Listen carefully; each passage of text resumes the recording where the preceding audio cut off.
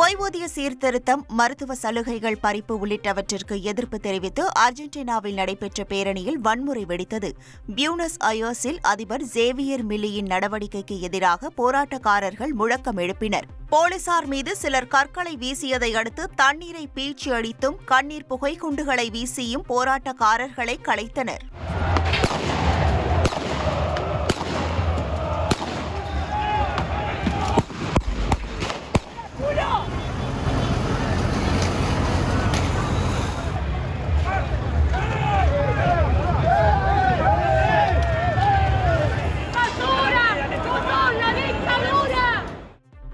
தெலங்கானா முதல்வர் ரேவந்த் ரெட்டி குறித்து அவதூறு செய்தி பரப்பியதாக 2 பெண் பத்திரிகையாளர்களை ஹைதராபாத் சைபர் குற்றப்பிரிவு போலீசார் கைது செய்தனர்.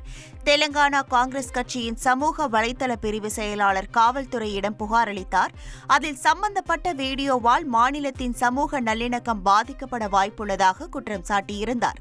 இந்த நிலையில் பெண் பத்திரிகையாளர்கள் ரேவதி மற்றும் சந்தியா ஆகிய இருவரை போலீசார் கைது செய்தனர்.